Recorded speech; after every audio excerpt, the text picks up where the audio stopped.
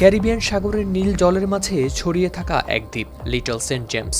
বাইরে থেকে স্বর্গের মতো সুন্দর হলেও ভেতরের গল্পটা একেবারেই আলাদা। এখানে ঢোকার সুযোগ ছিল না কোনো সাধারণ মানুষের। দ্বীপের নাম শুনলেই গা ছমছম করত অনেকের। তবুও বছরের পর বছর চলেছে ফিসফাস, ষড়যন্ত্র, ভয় আর অজানা হাজারো প্রশ্ন।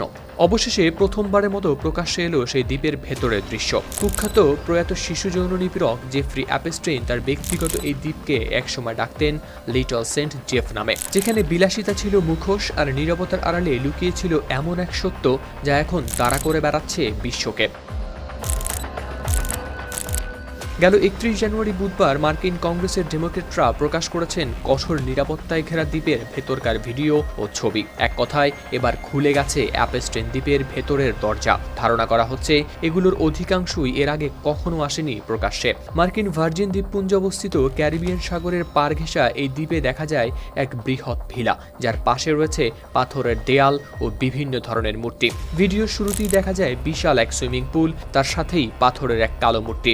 এরপর আরেকটি বৌদ্ধ মূর্তির পর পাথরের সিঁড়ি বেয়ে যেতেই সাদামাটা অভ্যন্তর, নানা ধরনের শিল্পকর্ম ও সংগ্রহযোগ্য নানা বস্তু। এরপর মূল ফটক দিয়ে ভেতরে যেতেই চোখে পড়ে বিলাসী টয়লেট, সাজানো গোছানো আলিশান বেডরুম। ড্রয়িং রুমের একটি ছবিতে দেখা যায় অ্যাপস্টেইন ও প্রভাবশালী সামাজিক ব্যক্তিত্ব ঘিসলেইন ম্যাক্সওয়েল পোপ জন পল দ্বিতীয়ের সঙ্গে দেখা করছেন। এই ছবিটি বিশেষভাবে নজর কেড়েছে সকলের। রুমের এক কোণে আই অ্যাম দ্য সাবজেক্ট লেখা ফটো ফ্রেম, পাশের দেয়ালে সাজানো নানা জাতের শামুক, ঝিনুক ও প্রজেক্টর।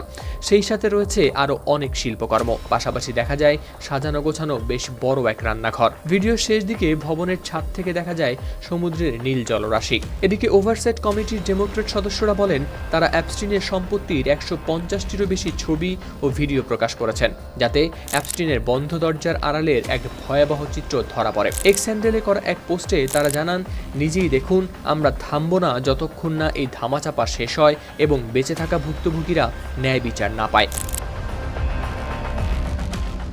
জেফ্রি অ্যাপস্টেইন 2019 সালে যৌন পাচার মামলায় বিচারের অপেক্ষায় থাকাকালীন কারাগারে আত্মহত্যা করেন বলে জানা যায়। এর আগে তিনি নাবালিকাদের থেকে যৌন কর্ম চাওয়ার অভিযোগে দোষী সাব্যস্ত হয়েছিলেন এবং তার বিরুদ্ধে ছিল অপ্রাপ্তবয়স্ক মেয়েদের নিয়ে একটি বিশাল যৌন নেটওয়ার্ক চালানোর অভিযোগও।